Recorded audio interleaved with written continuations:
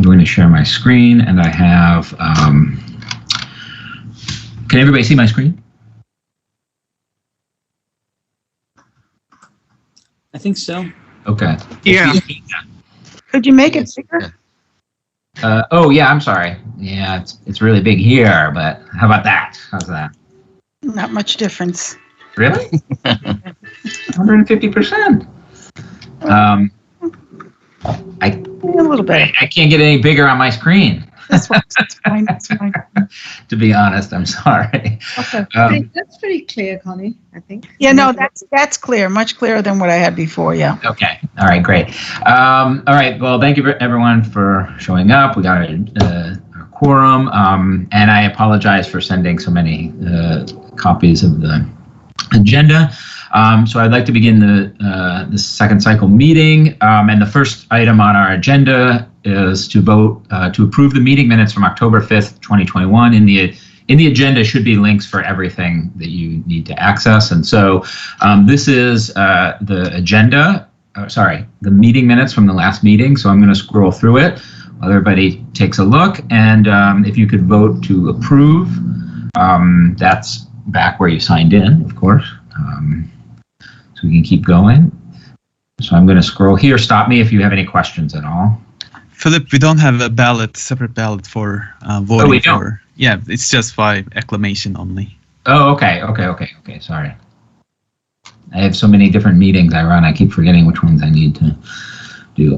So I'm going to go ahead and scroll through this. If anybody needs to have me stop or go back, let me know. Are there any comments or changes that need to be made?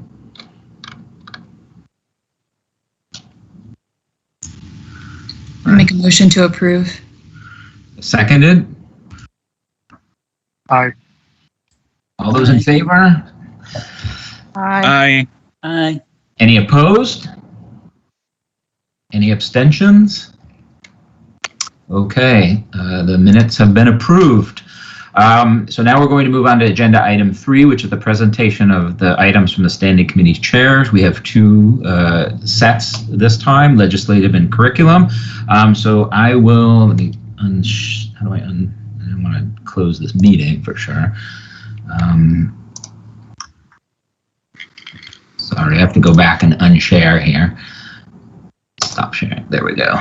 Are we back? Okay, great. If I can turn over the floor to Professor Koka for the Legislative Committee, the virtual floor.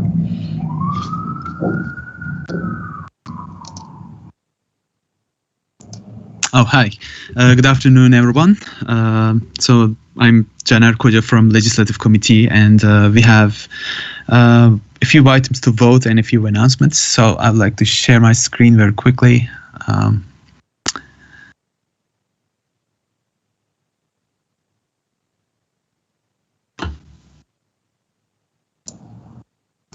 Okay.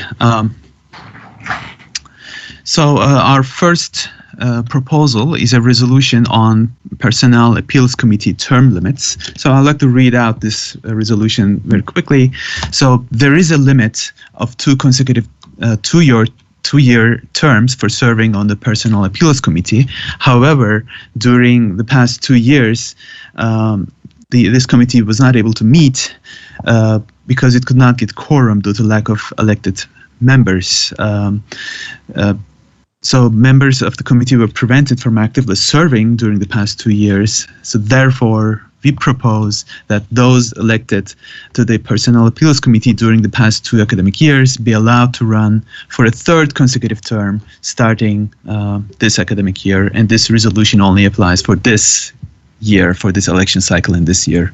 So we're going to hold an election next week. So the election notice will go out next week. So before that, we'd like to propose this resolution so that those faculty can also serve again for another term. So any questions?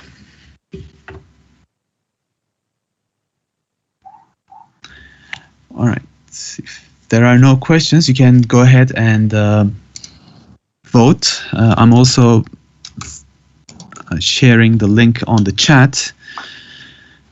So you vote in the same place where you signed in. So on the top part of the channel.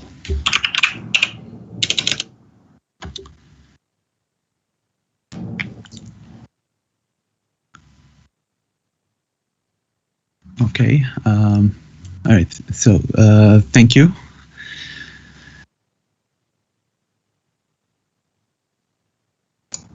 Okay. If you give me a second.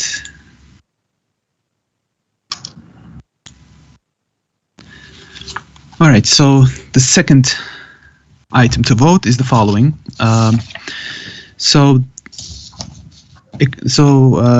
We are holding elections for Student Tech Fee Committee. So last week we collected nominations, and the election is going to take place in the College Council. So we have there were 3 vacant seats. One from each school, and Professor Boyan Kostadinov from Arts and Sciences and Professor Laura Andreescu from School of Professional Studies got elected uncontested. However, from the School of Tech and Design, we have 2 candidates, Professor Akam Rahman and Professor Mohammad Razani. So we would like to hold an election for this. So the link is again on the top part of the channel, but I'm also sending it on the chat right now. So the second link that I've just posted is for this election ballot.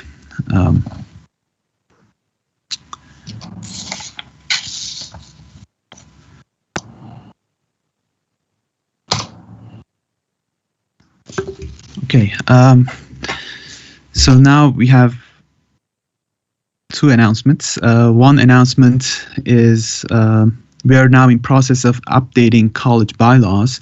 The current version, which is available on OFSR's website and on College Council's Open Lab, are now outdated because there were 2 changes in bylaws last semester. Now we are in process of updating this document.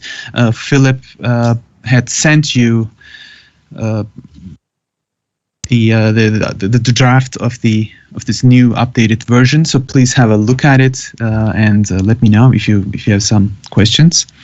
And the second announcement is regarding appeals committee for resolution of student complaints about faculty in academic setting. So in the last meeting we weren't able to collect any nominations. So maybe Philip, would you like to make an announcement? Sure. Well, so we're open for nominations to this committee. If anybody is interested in serving. We had this in the last time and we didn't get any nominations, but are there any people that may be at this meeting that would be willing and interested to serve on this committee?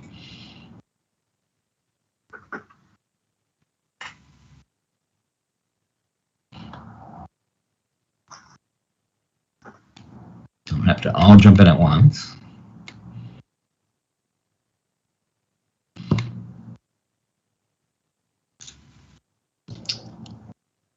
No nominations, no self-nominations.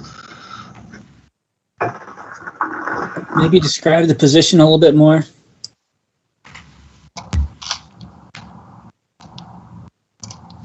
One second here. Yeah, maybe address who can actually serve. Because I think that needs to be clarified in a lot of these positions. Because there's not only faculty here. So if the faculty only service. Right. Do we have does somebody have open the, I don't have it open right now, actually. Government information about this. Is there anybody that has served on this committee before that is here that would be able to summarize?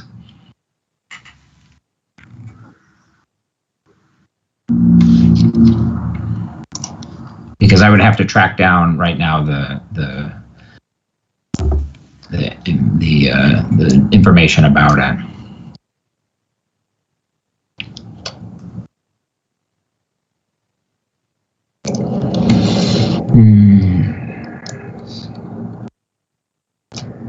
Okay, let me do this. I'm going to track down the information, and we can postpone this until after curriculum committee, standing committee. We'll do this at the after the next group. So, is that a problem with anyone? Are we okay with that?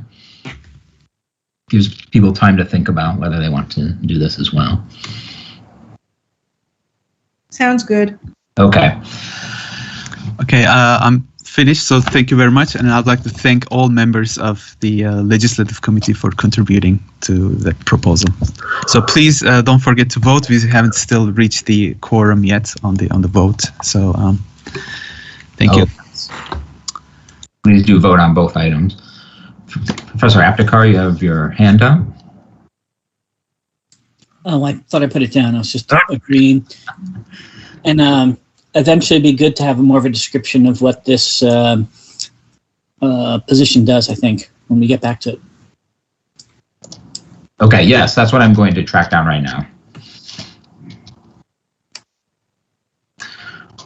Okay, so next, I think you have to unshare. Oh, there we go. Perfect. So the next item on our agenda is the curriculum committee. So I'll turn the floor over to Professor Sauer. Hello, thank you, Philip. So we have 3 major proposals today. Are you able to see my screen now? Yes. Yes. Okay.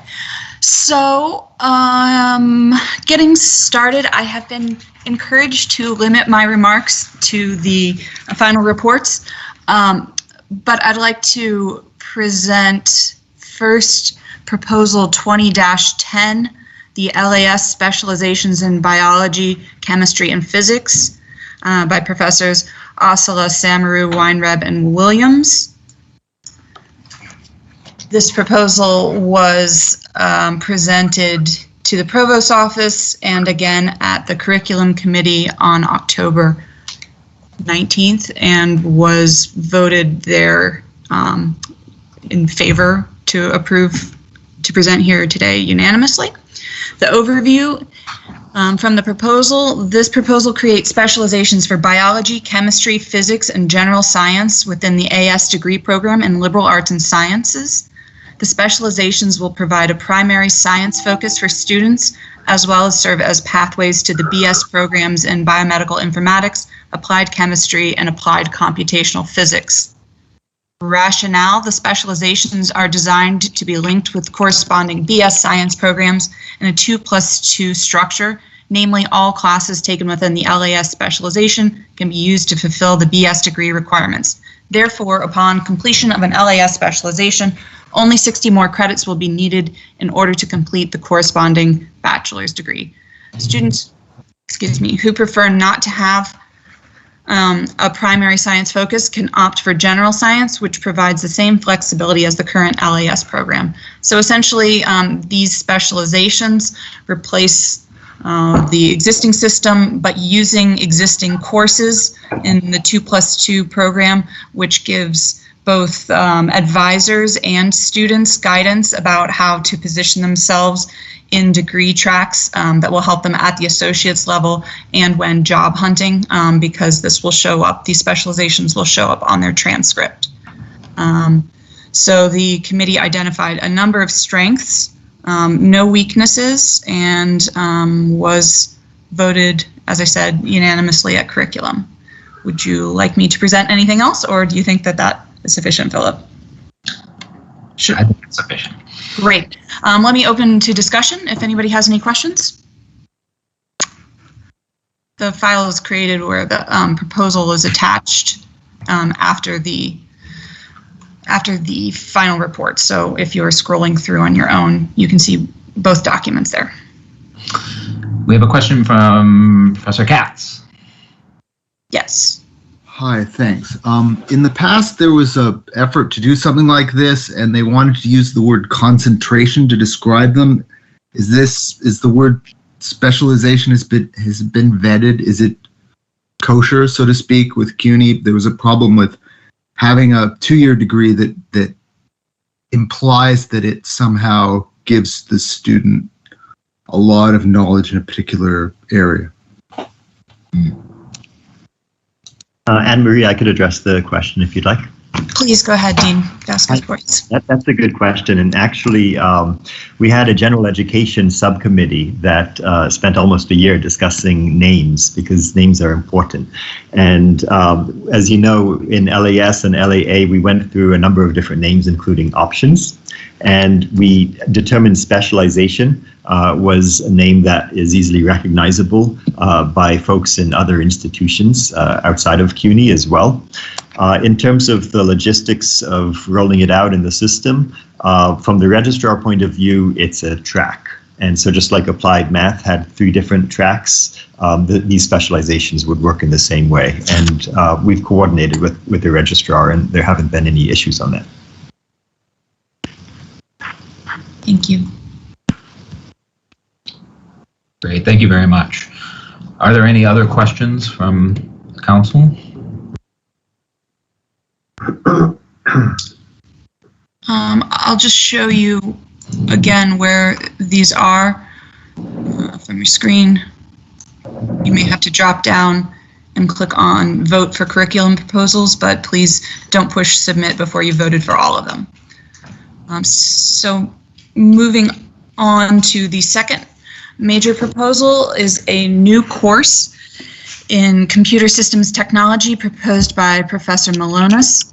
And this proposal, CST 4734, Advanced Topics and Non-Relational NoSQL Technologies in the Department of Computer Systems Technology. The course offered to BTech students as an elective is designed as an advanced course option for students in the BTech database track.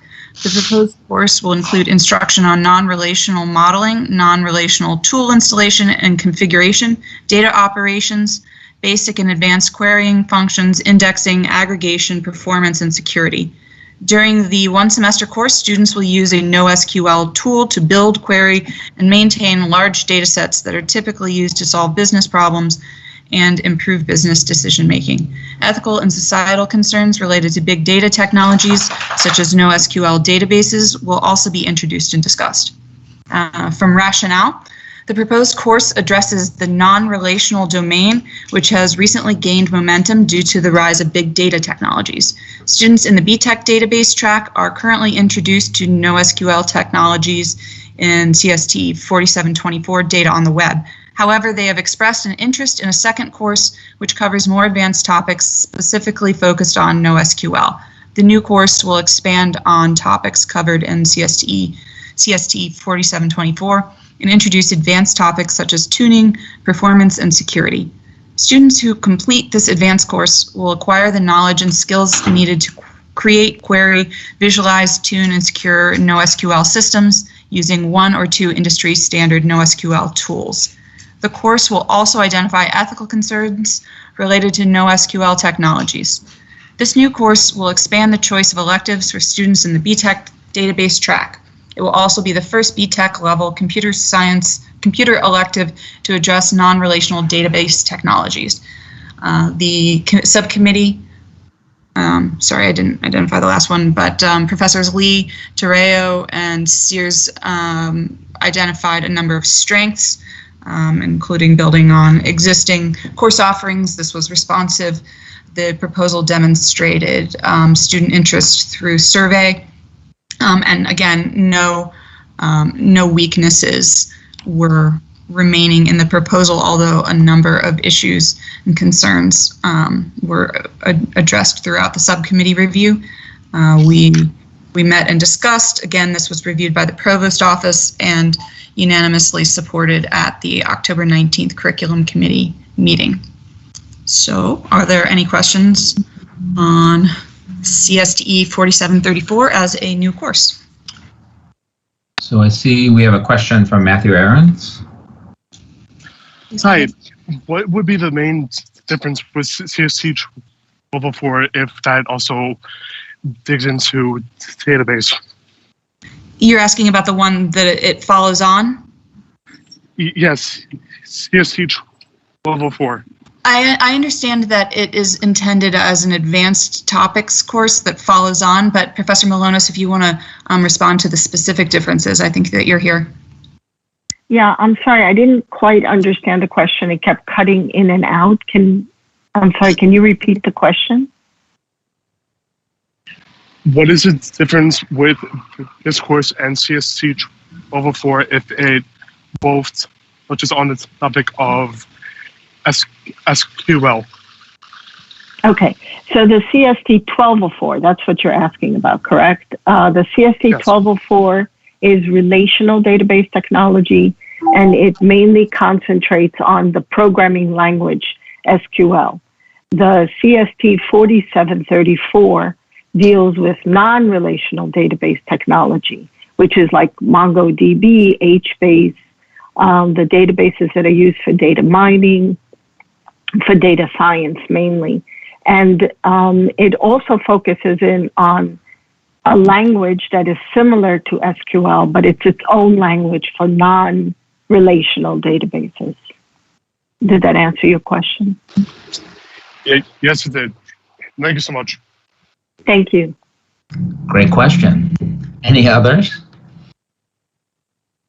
Anyone have any questions or comments? Okay, great. Okay, I'll move forward. There's one more. This is also a major proposal, but was reviewed without subcommittee by the curriculum committee because it's an expedited major. This is the proposal 2108, Microcomputer Business Systems Program Deregistration, which was proposed by Professor Candido Cabo, and deregisters the Microcomputer System AAS program, which is being discontinued in recognition of the shift towards earning baccalaureate degrees that offer greater job opportunities in the workforce. No students are currently enrolled. The program has not been in the catalog for the past 5 years. There were no weaknesses, no issues addressed or identified. This is a dead, sort of tail of the program, which is not offered, and this is seen as sort of a paperwork formality, which was passed unanimously at Curriculum Committee on October 19th, after a review by our group and by the Provost's office. Any questions on this proposal?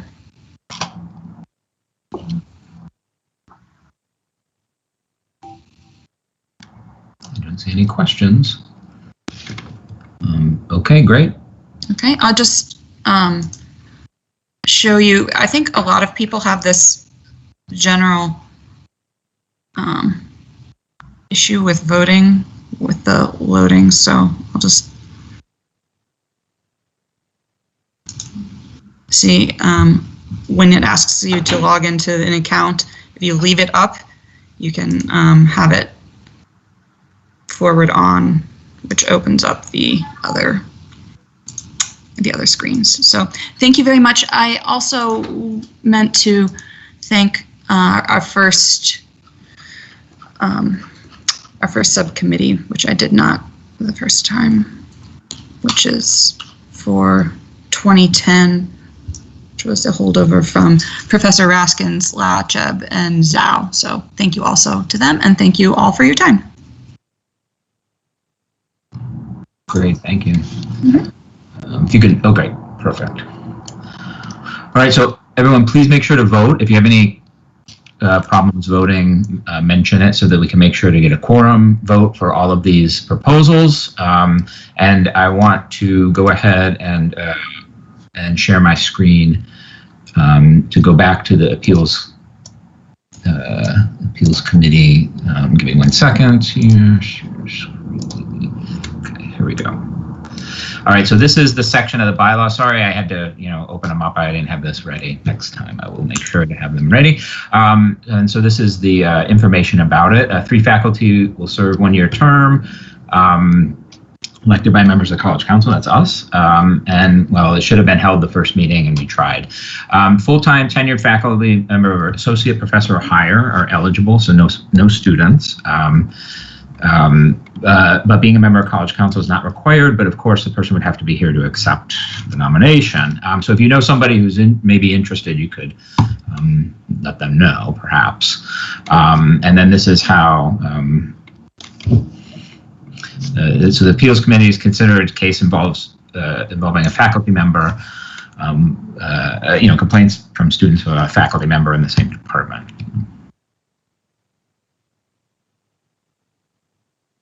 Do we have any other questions about this, or any nominations, self-nominations or other nominations?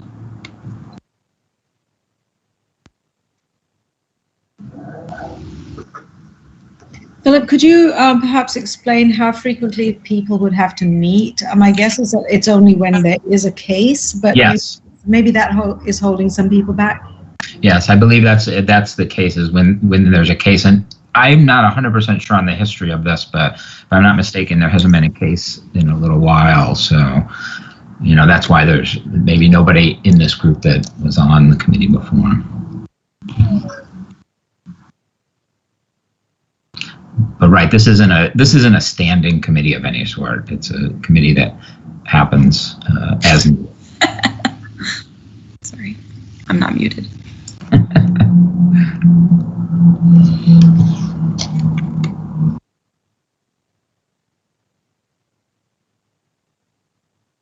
I nominate Khalid Lasheb,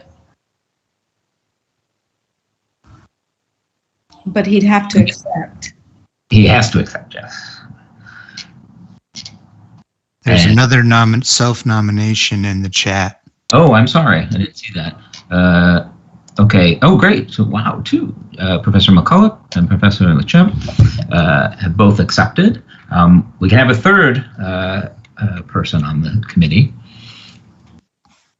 Oh, I'm being nominated. I didn't see that. Yeah, why not? Okay. That's fine. That way we have three. Is there anyone else, and we can have a vote in that case? Any other nominations? Move to close nominations. Any seconded? I second.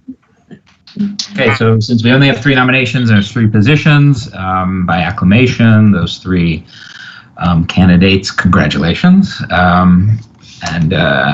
I guess that's the end of that. All right, great, thanks. I appreciate it, everyone. So let's go back to, give me one moment, please, to share my screen. Oh, I'm sorry, there was a question. Hand raised, or did I miss it? Yes, Professor Lacheb. Khalid has his hand raised. Yeah, I was asking if, thank you for catching that. You're muted. I'm sorry, you're muted. So I don't know if you're speaking right now.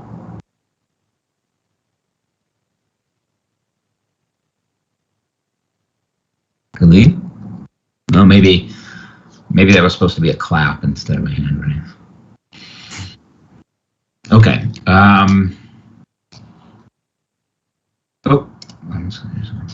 Okay, nothing to say. That's in the chat. Thank you. Okay, let me share the screen. I apologize about that. Share the screen. Okay, so that's that. All right, so now we have the University Faculty Senate report. And Professor Collin, are you here? I think I saw you.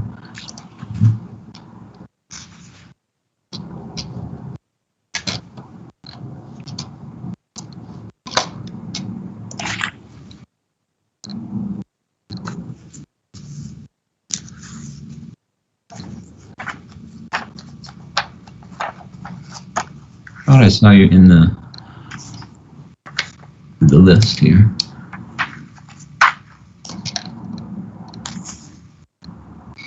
Oh, maybe she's not here right now.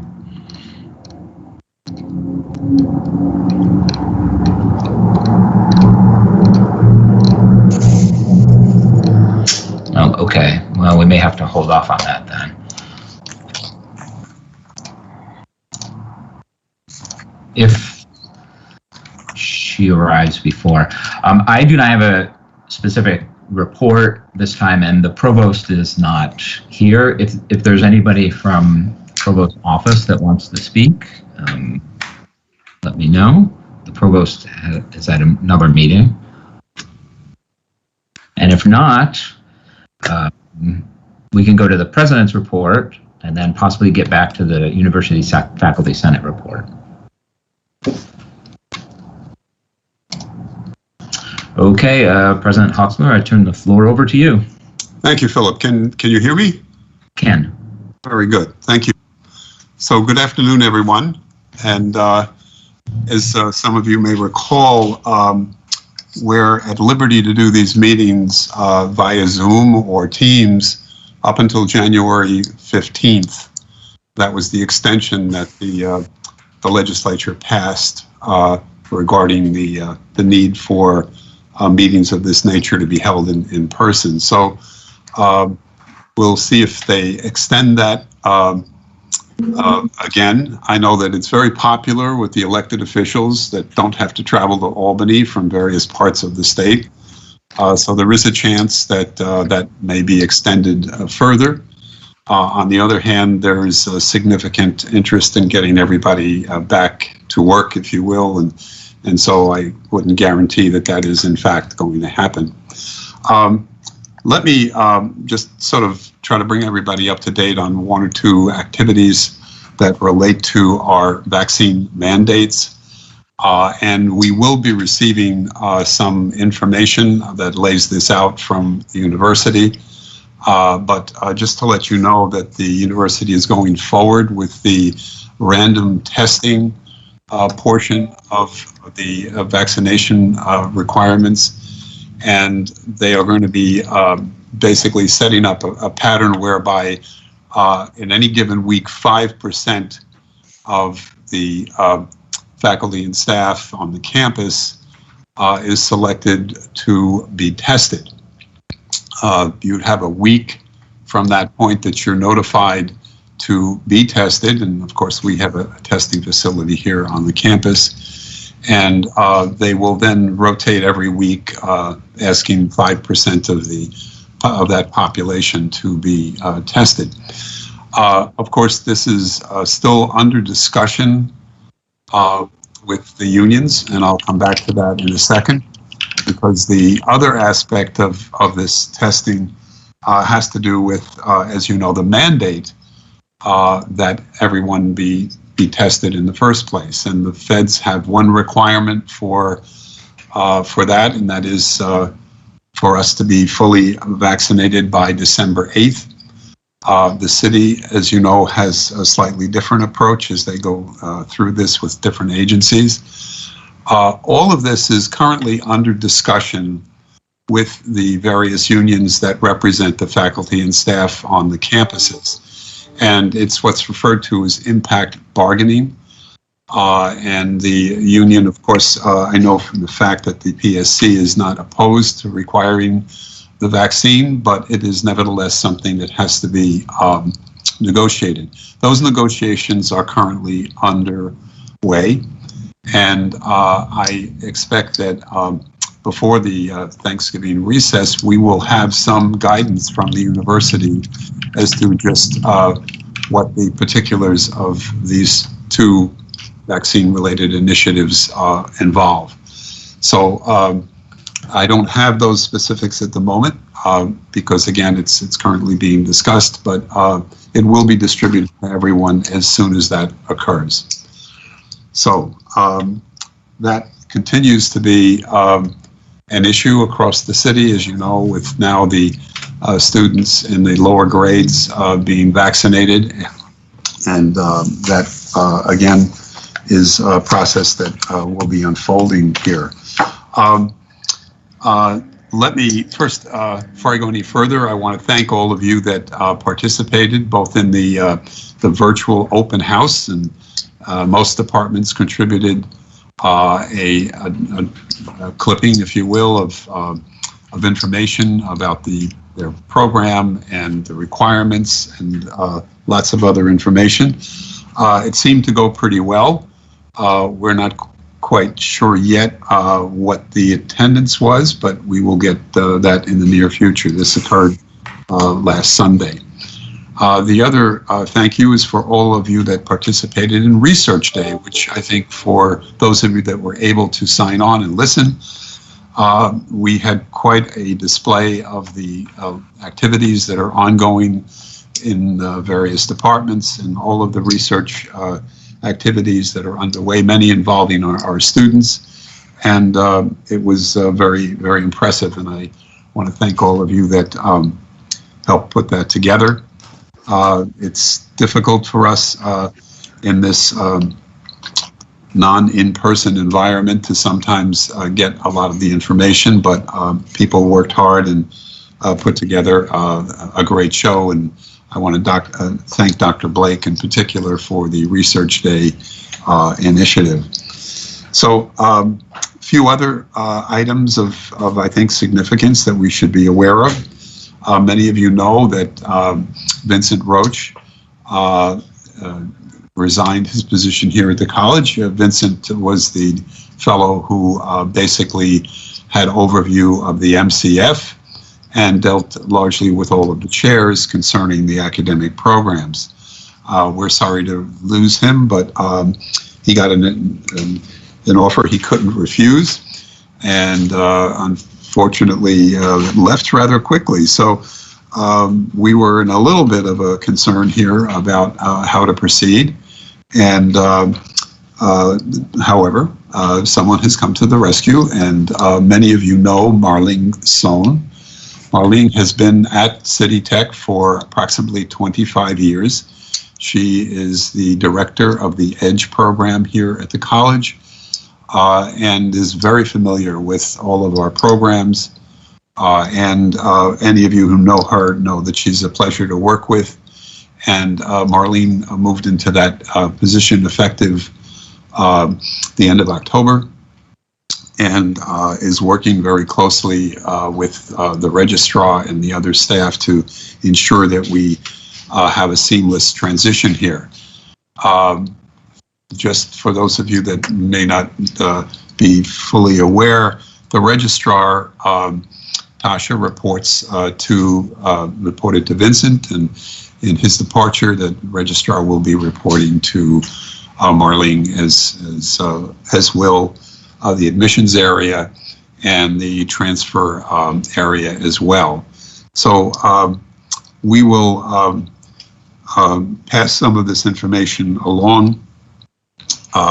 We are in the process of reorganizing a little bit around that, but I just wanted to make everyone aware that this is a fairly significant change for us, and I think given the focus that we have on our offerings, with the university requiring this mixture of both online and in person, the chairs have a little bit more of a difficult task this semester lining up the spring semester program.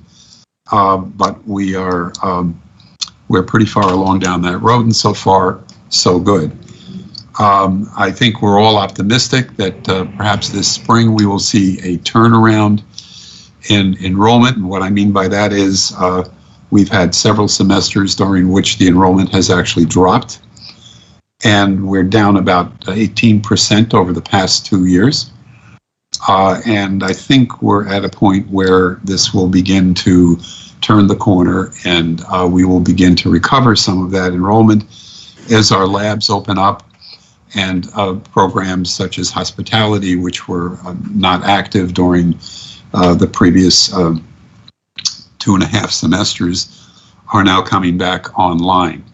So we're feeling that we're in a pretty good position. Frankly, I think it will take the better part of 2 years to recover to approximately where we were with 17,000 students. As all of you see in the literature, there are many reasons why the students have opted to stop out, if you will. And as the pandemic recedes and the economy begins to come back, it will be a little different.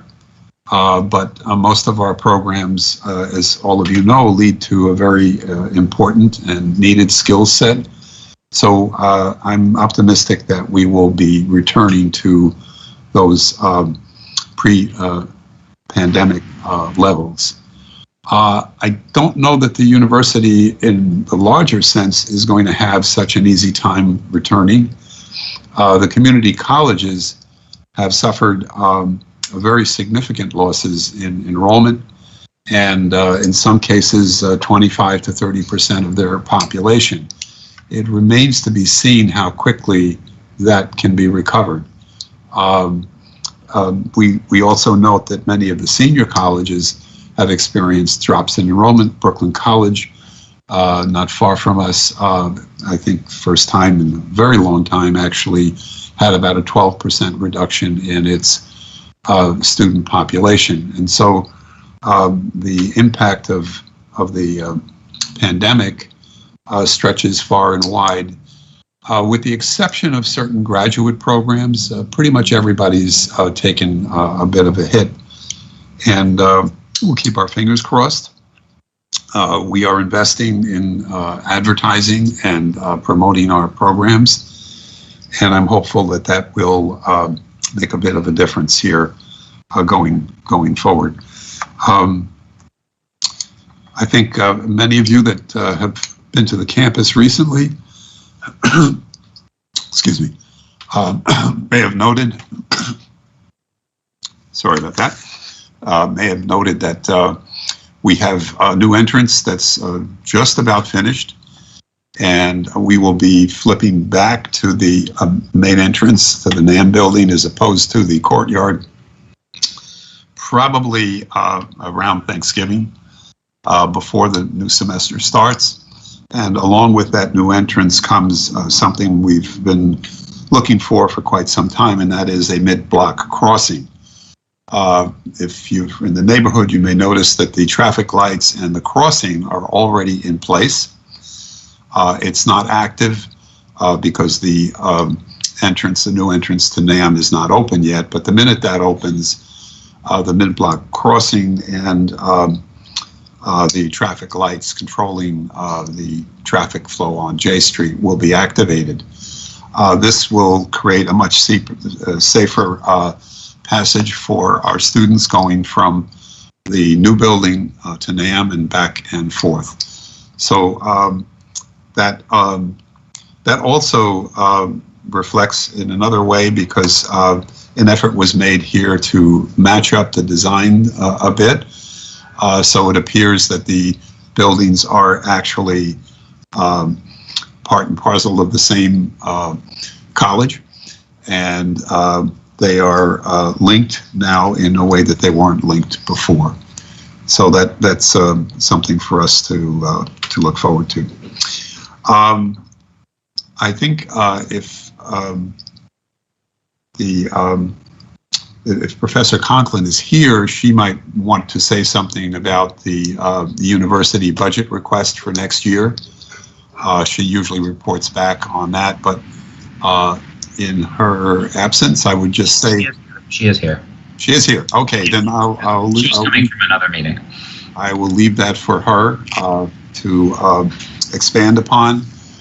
Just to say that the university is looking for approximately $400 million in additional funding in next year's budget to support an array of activities, including a need to replace a lot of faculty that have left us, and to make up for what I anticipate will be a running down of the stimulus money that we've had last year and this year that have sort of protected us from having to suffer any significant budget reductions. Budget is tight, but we're hopeful that we should be able to get through this year without too much of a problem, provided we're not surprised again in the spring semester by a further decrease in enrollment, which, as I said, I'm hopeful is not going to be the case. So on that note, if there are some questions I can answer, I will do that. Or if you want Professor Conklin to go first and then open this up, Phil, it's up to you. If there's any specific questions, we can take them now. But if not, we can shift to the Faculty Senate. Well, I have one general question. So I've been contacted by quite a few students who are concerned with coming to campus and actual in-person attendance. And this portion of the students feel that while it's in person, there should be more online offerings so they can go ahead and keep on attending online if they need to or they feel the need to.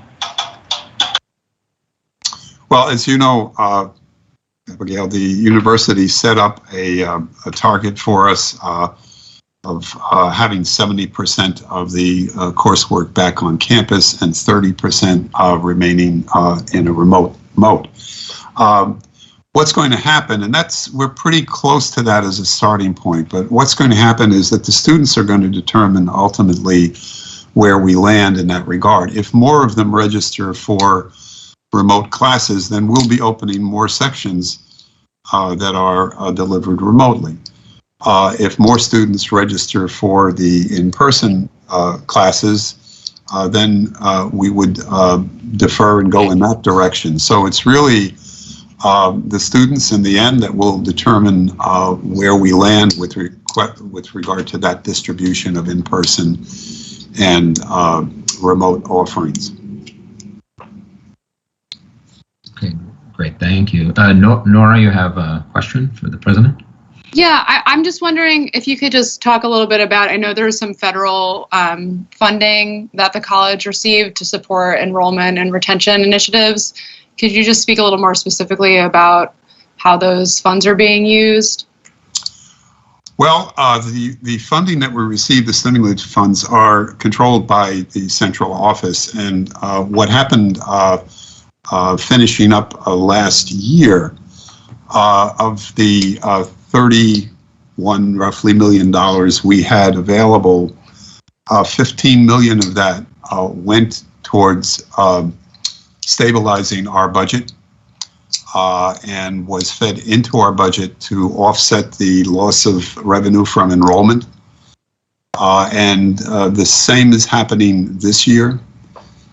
So the overwhelming majority of that money is not, it's not money we have access to directly, but it's placed in our budget to offset the loss of revenue that would be expected from the normal enrollment. And as I had said, we had a fairly significant drop in enrollment. So this year we're okay.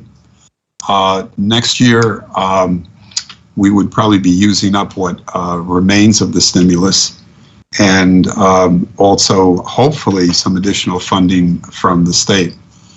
By the following year, it would be expected and hoped that our enrollment would be back to a level where we wouldn't need to rely on stimulus. And I don't think that there is going to be a lot of stimulus left by that time. One thing we do have access to, many of the items that we purchased to offset our activities as a result of the virus, we could charge some of that off to the stimulus funds. And we've done that primarily with a lot of the computing equipment and other materials that were needed in order to support the remote learning operations. So that's about where we are with that. Yeah, I guess I thought that there were some grants in addition to like the actual stimulus package that were from this year. So I guess that's kind of what I was referring to. So maybe that was, sorry, I didn't maybe phrase it the right way. And maybe that money is the same money. I just know that there was like some specific grants that were for this year. I don't know if that is from the federal stimulus or those are separate things. What grant might you be referring to? I mean, we do have quite a few grants. We got $600,000 from the Robin Hood Foundation. Yeah, I'd heard about that one. So I guess could you speak a little bit about what that funding is for? Because I just had heard that it was for retention and enrollment. So I was wondering what that funding is being used for. That was a request. We were invited by the Robin Hood Foundation to request money to address what we refer to as the loss of learning. And this basically refers to the freshmen that came from high school this fall, and they were really at a loss with regard to their last year in high school, and then they come into an environment that is not in person, and there was an effort to gain some special funding that we could provide additional supplemental learning to those students. And that's what a good portion of that funding is being used for. And some of it is also being used to support our program related to student research.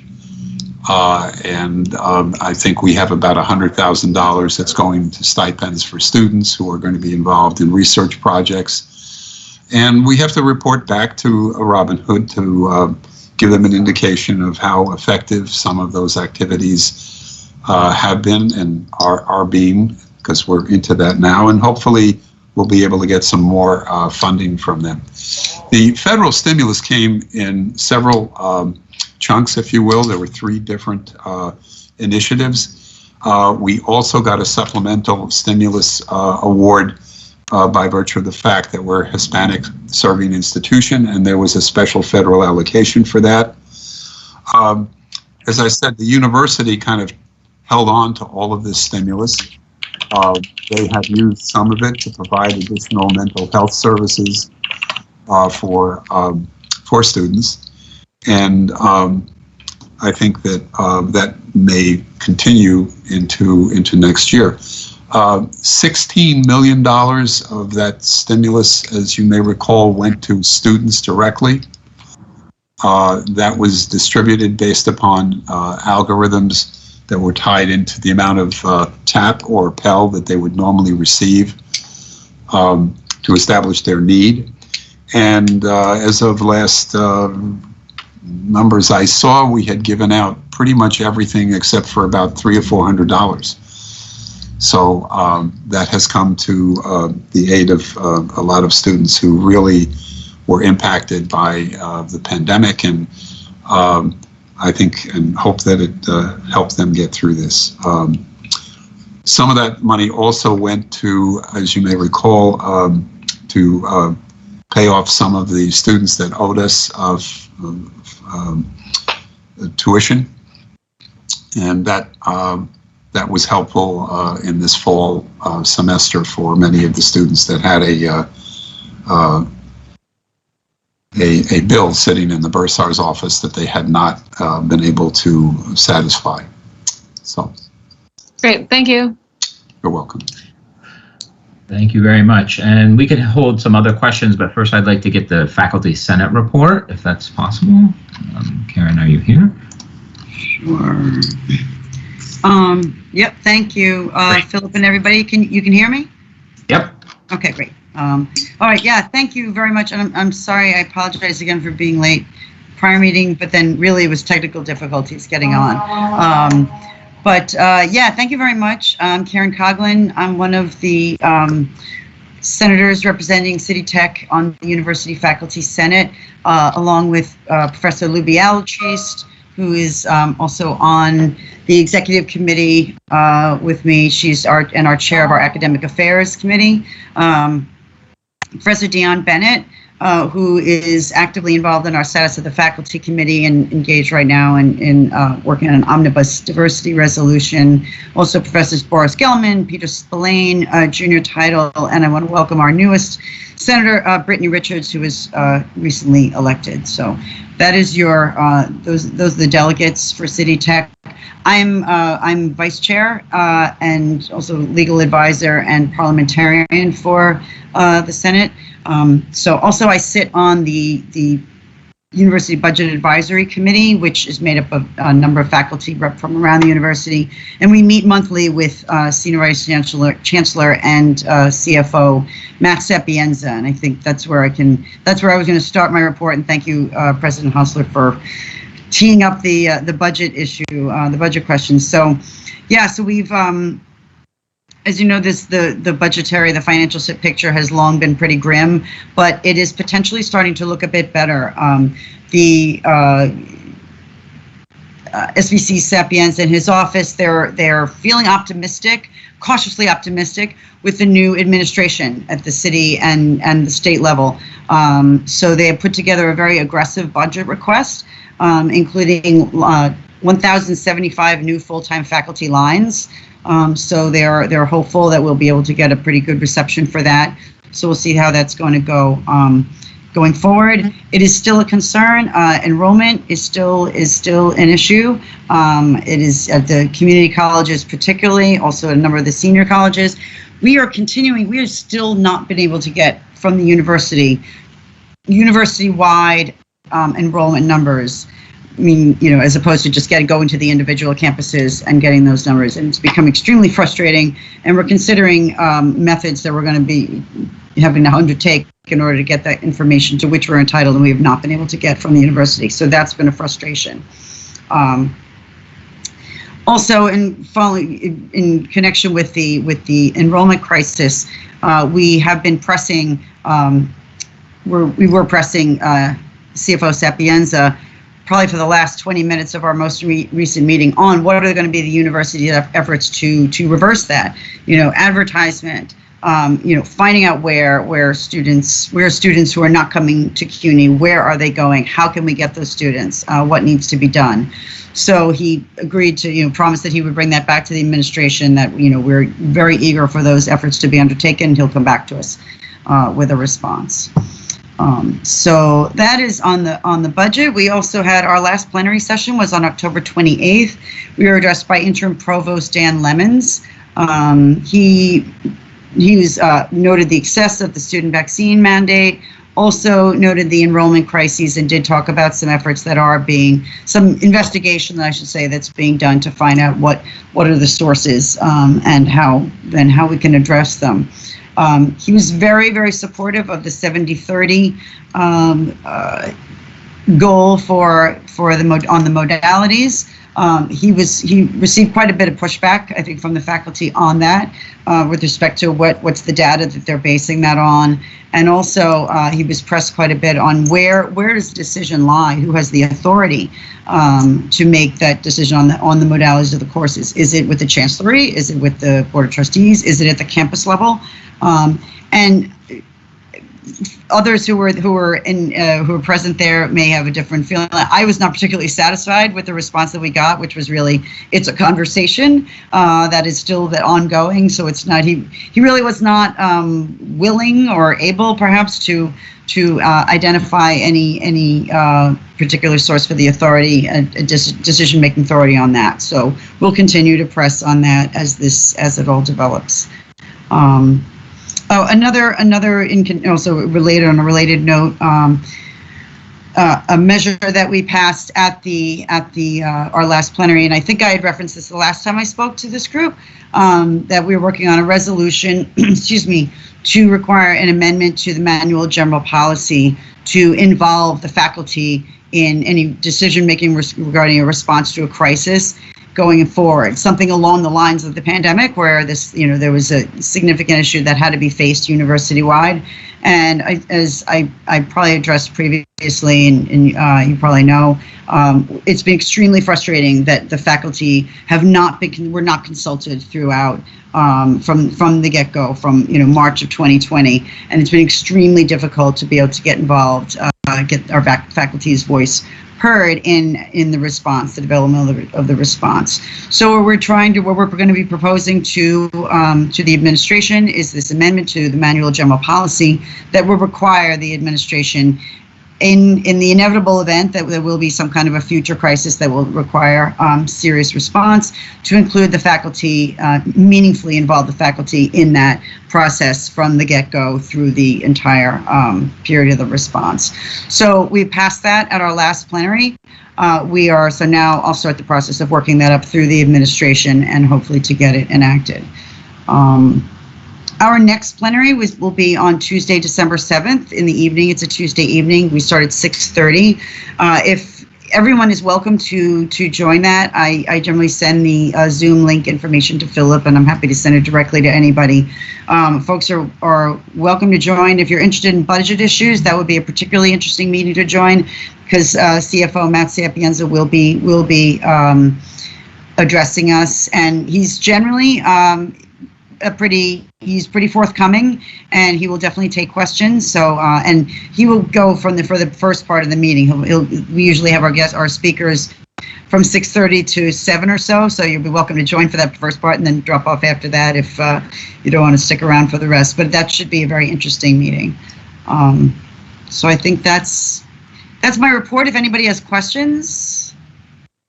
Yes, are there any questions about the Faculty Senate report or President Hotzler that I may have cut off?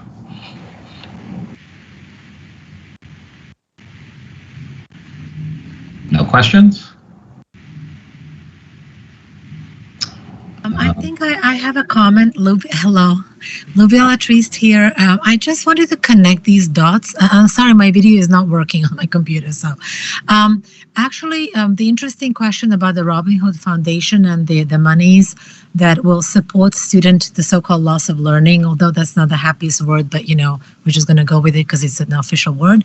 The UFS and the Academic Affairs Committee and the capper on the Board of Trustees, we discussed that early on this academic year, and we asked for the funding. We asked what will happen to students coming from high schools given the very, very low rate of attendance in the New York City public high schools, what will be done on the college level. And we were at that point promised that some steps will be taken, and eventually some of the Robin Hood money did come through. And I know that, for example, in the English department, there were measures, there were proposals that were asked for. So I think that many programs, particularly the first year initiative programs, had access to some of the proposals to help students catch up.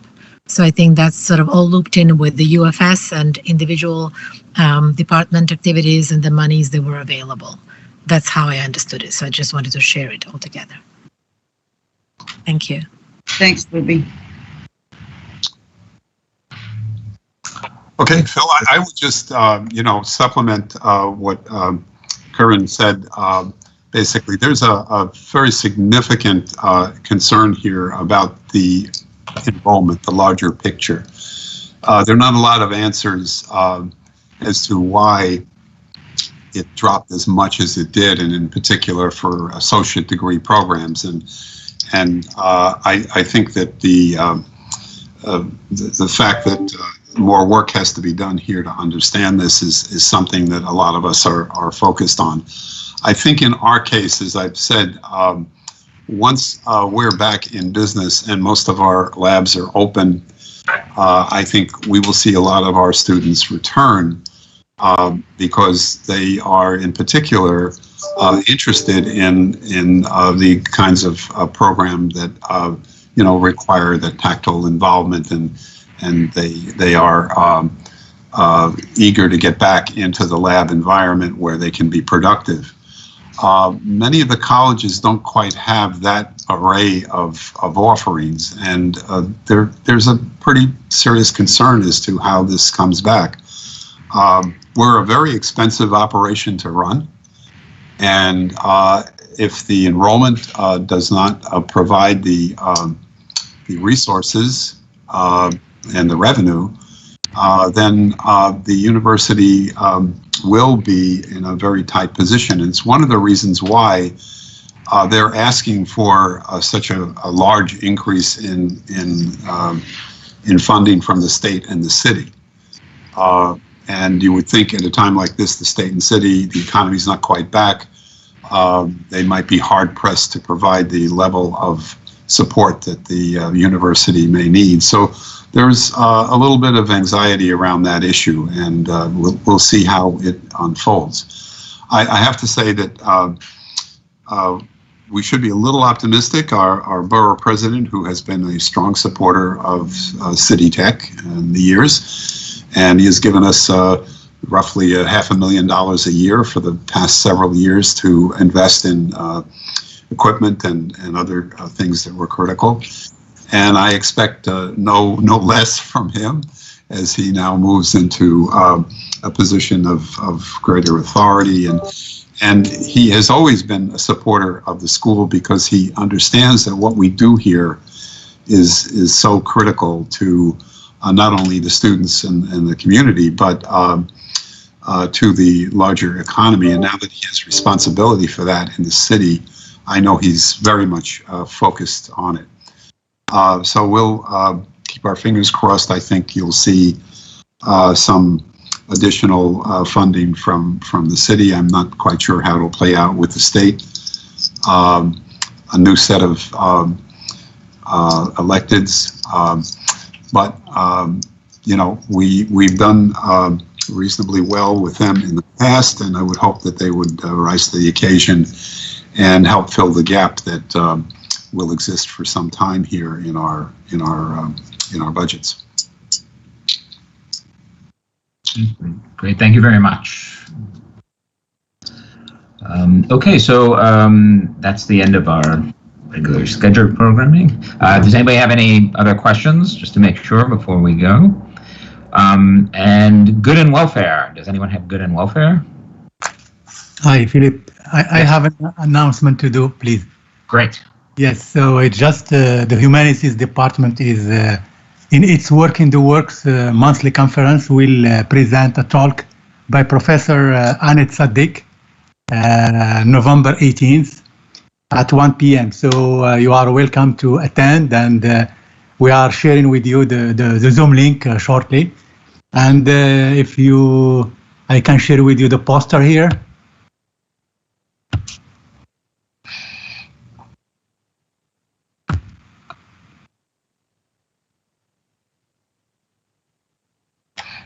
Sorry.